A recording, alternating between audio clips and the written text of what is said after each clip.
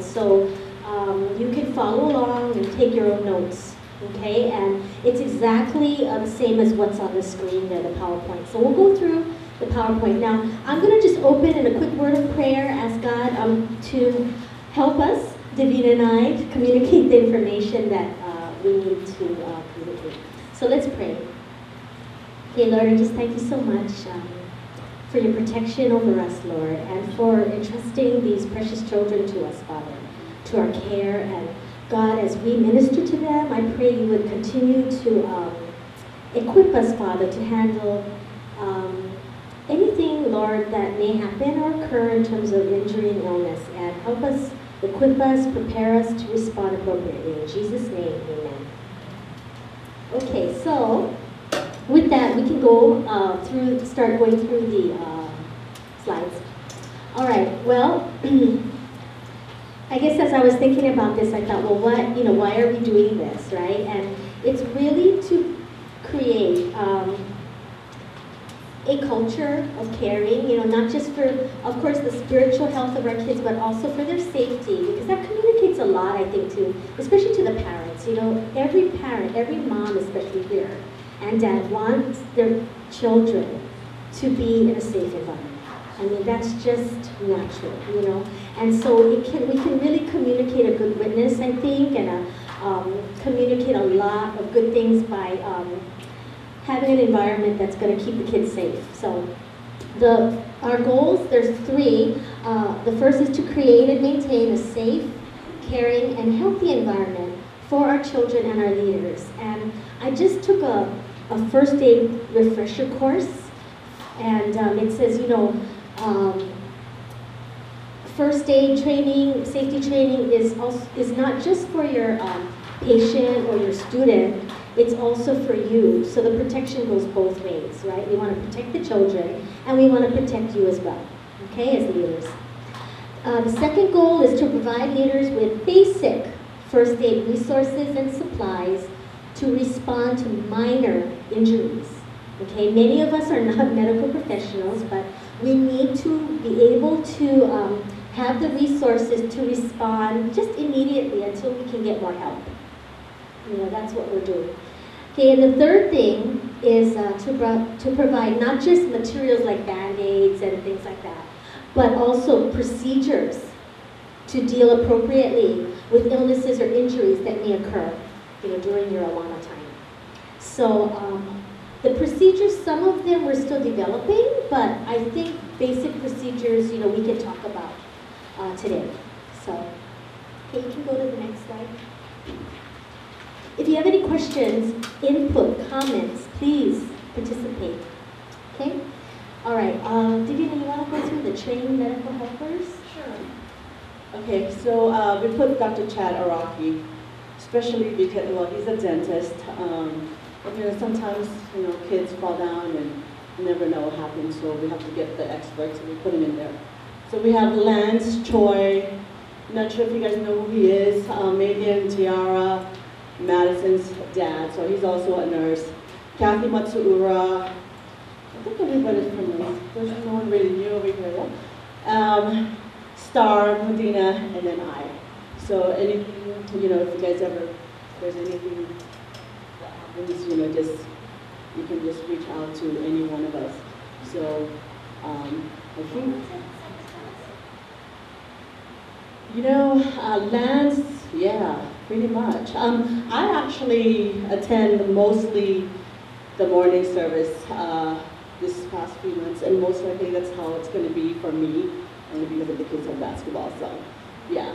But there should always be somebody, and I'll talk to all of them to make sure. I know Star, she is second service. Even Kathy, yeah. So. Yeah, and we all have children in Awana, so usually the second service. But I will be here then.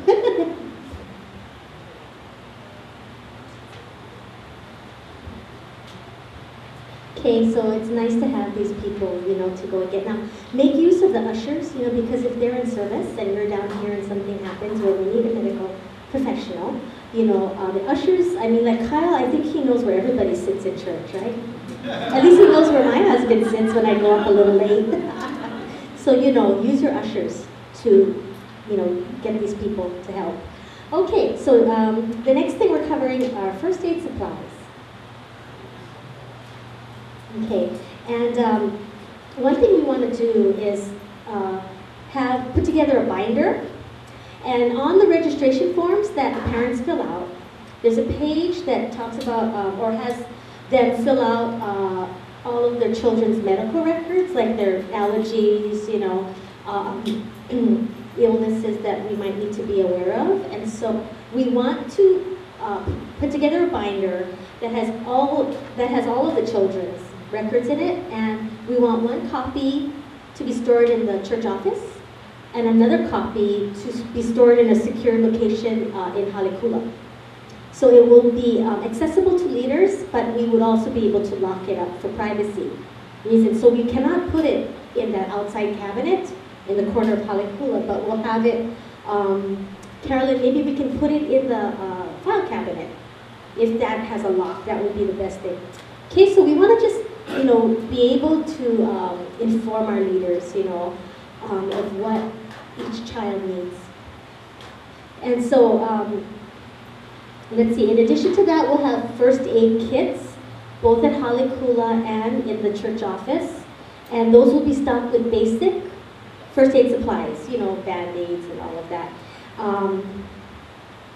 Let's see, in addition to the first aid kits, we felt it was good to have other supplies like gloves, paper towels, Kleenex, you know, plastic bags for disposing of, you know, items, wipes, and other things that may come in handy when you're dealing with a child. I think one of the things with child safety is the 2-adult rule, right?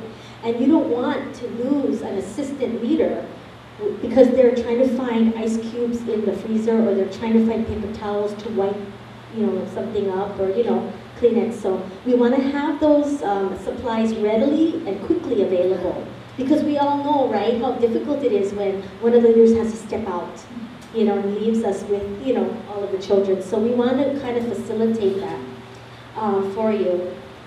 And again, one set will be kept in the church office, the other in the in Halikula, in the Awana cabinet, because of course those things, you know, can just be left out in that cabinet. So another idea that came up was to have ice available. I've had a really hard time getting ice cubes, you know, and a Ziploc bag to aid, you know, just to ice down an injury. And when I taught preschool, we would always have ice cubes in a Ziploc bag stored in the freezer. And it was so wonderful to be able to tell your aide, oh, Johnny fell down, can you please go and get ice? And she would just be able to grab it from the freezer and bring it to me immediately with a paper towel. So, you know, we just want to be able to help you, help the children quickly, you know, to respond, you know, more quickly, you know, than we had before. And we're talking about different types of ice packs, you know. So we're still trying to talk about, you know, the best way to do that, but we want to have that available for you. I want to add to that because, you know, I went to the merit camp, so I learned a lot just being a nurse for the merit camp. And we had ice cube bags ready available, you know, because we had a lot of, you know, games that are, you know, prone to little minor injuries, little accidents. So it was really good, and I think this is an excellent idea to have it at the church as well. So. Oh, okay, yeah. Oh, and one more thing too, I wanted to mention about allergies. Very important that when we do check in for the first time for any students, to make sure that they have any allergies, because we do have, when AmeriCamp, we had a few that had allergies to red dye. I mean, like, you know, really serious type of allergies where they have to have EpiPen. So just want to make sure that whenever they come in, to at least verify if they have any allergies to food or anything like that. Because, you know, we do serve food here, and sometimes we do have those, especially red dye. And, you know, I think another thing is to mention that in the AmeriCamp is that we can try to omit even anything with red dye, because I know that's like really, well, this is what I found out from AmeriCamp. So, but yeah, so that's something important like that, just to know. Yeah, or latex, you know, so those are, you know. But anyway, okay, and AED. Yeah, so AED, we do have an AED, if you guys know what that is. Well, it's automated external defibrillator. Just in case a person just have pass out, having a heart attack or anything, and we have to get the AED right away. And that's basically like a, yeah. Right. So, but anyway, I want to let you know the AED, if you guys don't know yet, but it's right by the office, right there. If you guys turn around, we do have the AED there, just in case.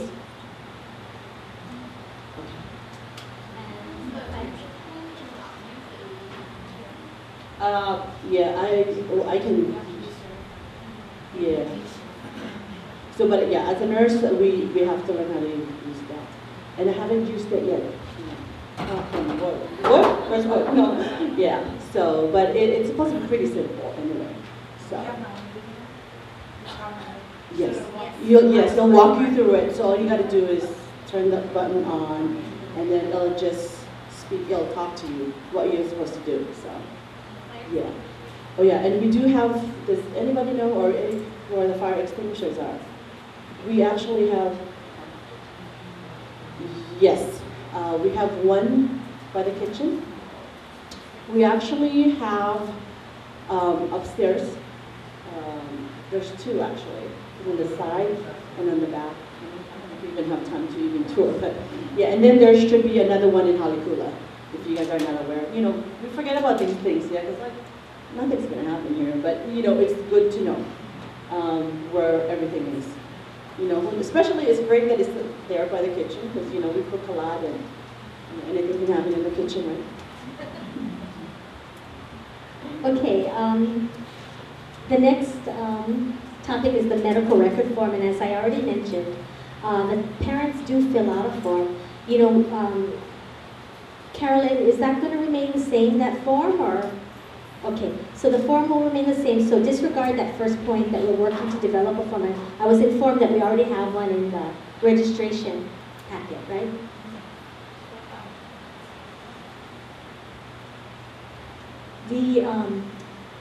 The medical record forms, we're going to ask the parents for their permission, their authorization to have it in the binder so that we can have access to it. So that's what we're planning to do when they register. If it's okay, they would sign off the form, but if not, then we would not make a copy of their child's medical records because of the privacy. Yeah. So that binder actually is we're going to have permission from the parents so that, you know, people like us can use it. And so it doesn't need to be actually stored in the cabinet when I thought about it. It could be with all the first aid things. Because then that way when you're giving aid, you can look in the binder and, you know, look for the child and see, you know, what maybe that child is allergic to, or medications that you need. Okay, and you know, while a lot of older children, you know, like our TNTers, they know what they're allergic to. You know, many times they're pretty good, but still, having the binder there, you know, will be a safeguard for all of us, right? Now, something happened just last week in Summer Awana, where we, you know, in Summer Awana, and during the regular year, we have a lot of visitors. And during this particular day, they were going to be serving or making a vitamin C drink. And so one of the leaders, you know, stepped in and said, oh, you know, she had a great idea. And what she did was to inform the parents. She made these forms and attached it to the sign-in clipboard. You know, please let us know if your child, you know, cannot take this. And she taped a sample of the packet so that, you know, each parent could examine the packet and then determine whether they wanted their child to not participate. And what we did was we took a list of all the children who were not able to drink that, you know, beverage, and we ran it up to the activity director so they would know which children could not participate. So, you know, sometimes things like this come up where it's an oversight and we haven't planned ahead for it and we look, oh, we have this today, but always think allergies, because now, you know, there are just so many allergens, right, in foods and with all the, you know, additives and things. So, you know, just be aware of that, especially with visitors, you know, that we don't know, right? Okay, let's see. And of course, you know, we need to be sensitive to special needs accommodations. changes that we need to make. Hopefully we'll be working with the parents on those things though on an ongoing basis, right? And of course, physical and emotional limitations we need to be aware of. We'll all be on that forum, so it'll be a great resource for us. Okay? Okay, the next topic is incident report form. Davina had a really great idea to develop an Awana incident report to document injuries and illnesses that occurred during Awana. So you want to talk a little bit about that, Davina? Yeah, just, like if we have maybe somebody, a child just fell and, caused a blood burn, or maybe even just injured leg or whatever, and maybe cause a sprain or even a fracture. And we want those to be documented, yeah, just for our sake and for the child, yeah. So, and it is important to have all those documented. Those little minor stuff, I don't think it's okay. You don't need to do that, but just the ones that really cause, that needs to be followed up, need to go to the doctor, at least those should be documented, and saved. And we're hoping to, usually like with Merit Camp, we learned that they actually hold the records for 5 years, just for our own protection. So I don't know what we're going to do here, but it's good to have a record of incidents, and then we can hold it for, I don't know, a year. Oh, yes, Kathy. Is the form going to be in the same binder as the... Yes, we're going to keep it together. And my background is special education, so I come from, a environment where we documented everything, We don't want to have to document every little bump of this, but certainly things that require parent follow-up, like, oh, watch, he fell, watch, you might want to check this out, I would document. Especially anything that requires follow-up, medical attention, monitoring. Yeah, I would write a form for that. Because too, the next week we can follow up and say, oh, how's he doing? How's she doing? You know what I'm saying? And continue to minister to the families in that way as well. Okay, any other questions about that? This is the one that we need to develop and get approval for. Okay, next one would be injury prevention. And I guess, like I said earlier, we want to foster a culture of everyone, being interested in caring for our kids and protecting our children. And so, when I say be alert to potential dangers, even LITs, you can come in and you can just do a quick room sweep. Because we are dealing with multi-purpose rooms a lot of times, we don't know what others have maybe left behind, what has fallen on the rug, nails, tacks, thumbtacks, anything. So if we have, if we are just aware, and alert and observant, I think we can curtail a lot of potential hazards that may exist in the rooms that, we have Awana in. Okay, let's see. We do a good job, I think, with the mixed age groups, having the kids line up by size and age. I think that is a real good deterrent, so we need to keep doing that. But just have to keep watching and supervising the children. Okay, now the dangerous behaviors, we want to nip that in the bud. How many of you have used the Awana 3 count? My memory on that was refreshed today, and I have actually neglected to use that, where maybe sometimes I could have. So, it's like 3 strikes and you're out, it's for individual behaviors, individual children. The first warning you tell them, that's a 1 count. The next time I'm going to have to call the commanders to talk to you and have a meeting with you, And then the 3rd one already is a parent meeting. So it progresses rather rapidly, but it's designed to really curb, behaviors, that are disruptive and certainly dangerous behaviors. So use what's available to you. Okay, along with that would be probably the most risky part of Awana, which is game time, and the funnest, right? Okay, so as you can see, that's a game we've played, in Awana, right? The blanket pull, or whatever it was. And in our Awana, we require covered shoes.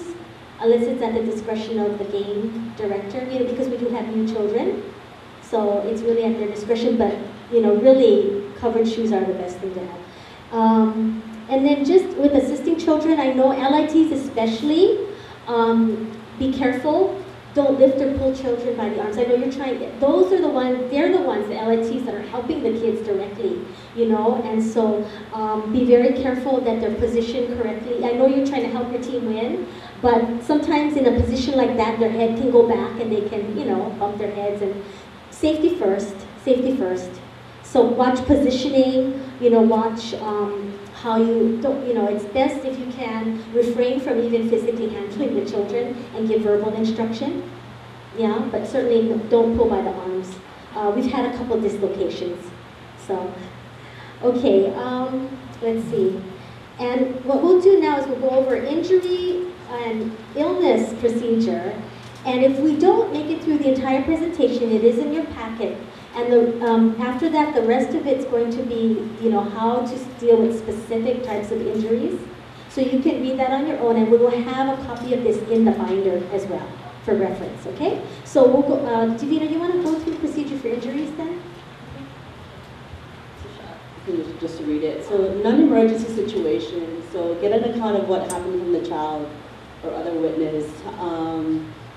That's really important. It's something, when we're playing games, the leaders, there's usually 2 leaders. Yeah, so you have to talk to each other about just watching, one be probably just watching the whole area situation just in case. And then the other leader will just be pretty much just helping out with all the games. Anyway, LITs get help, inform your group leader or another Awana leader and follow their instructions. Check child's medical record. Usually, you can grab me or whoever then is on board, but this is simple stuff, so anybody can do it. We take care of our own kids at home, so yeah. So apply appropriate first aid, wash the wound. A lot, with Awana, as you guys know, we do a lot of running in here, and with the carpet, you do get rug burns. Especially the boys. The boys just love but that's just how they are. And, you can't remove the game from Awana, otherwise, yeah. But anyway, yeah, so usually for any kind of laceration or cuts, you just basically just clean it and then just apply bacitracin and Band-Aid.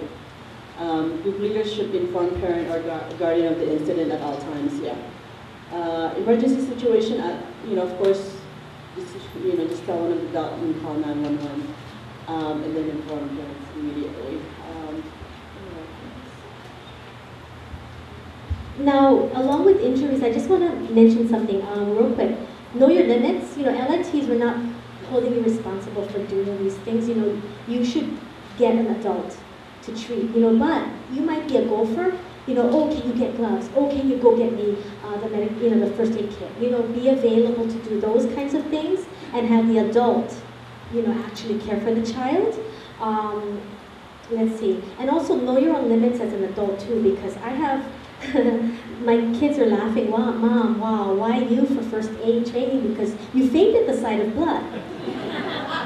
And so I said, I don't know, why God is having me do this, but anyway, but I know my limit. I can respond to an emergency, and I can treat a child, because I taught preschool, right? So I can treat the child, but then I will have to go and lie down. So I know that when I treat a child, I have to say, oh, can you help me? You know what I'm saying? No shame, because it's better one patient than 2. You know what I'm saying? Really. I mean, because I struggle with it, and it's embarrassing, but you have to think of the child and what's best. Don't try to muscle through and, because, yeah. Okay. Okay.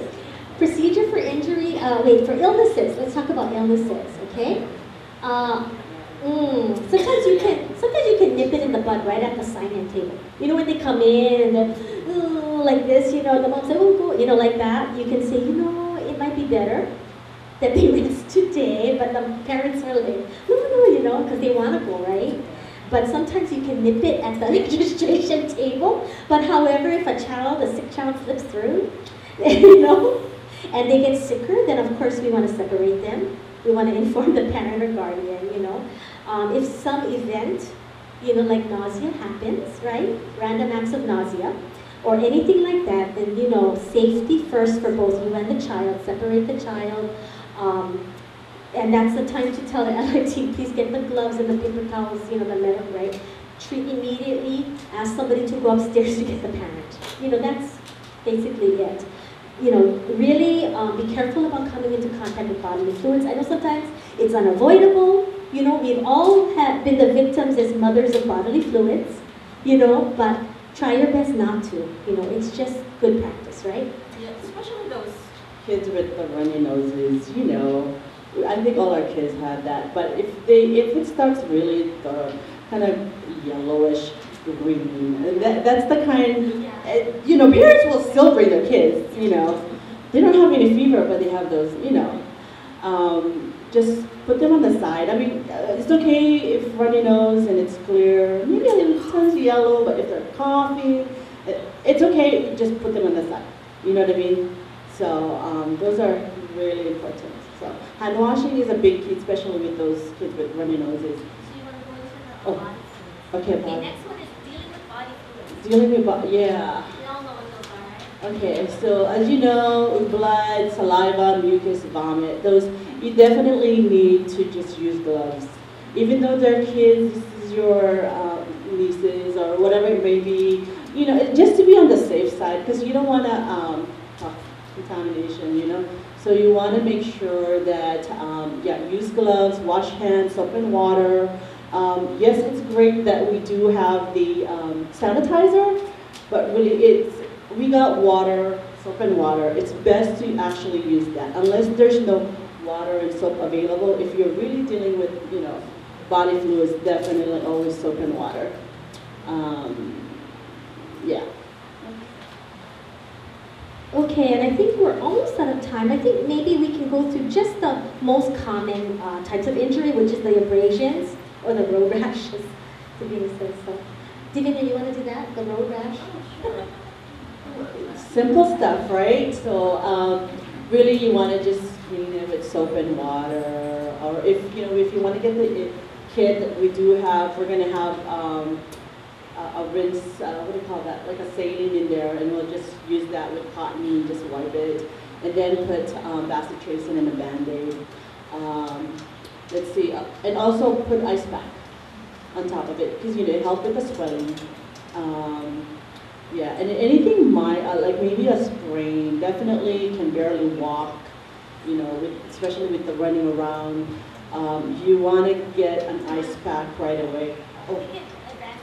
Next one. I'm sorry. Yeah. Yes, hair sprain. Very important. I use rice because that's what we use in nursing or in the hospital. Rice is rest, R for rest, I for ice, C for compression, E for elevate. This is really important to help with the inflammation going down. Yeah? A lot of times, you know, they're going to be in a lot of pain if it's like a sprain where you can barely walk and you can tell it's swollen. So it's up to you as a parent to give them Motrin or ibuprofen because it really helps with the inflammation. But basically just the ice and elevate. And then definitely follow up with your doctor, because we've had a few already that, you know, had a minor. So I think, yeah, so for the rest of it, we have it in your packet. However, we don't need to go over that because they're less common occurrences. And the next group is ready to come in. So thank you so much for your attention. And if you have any feedback, please let us know. Anything you think we might need to include, please let us know. So thank you, everybody. Bye.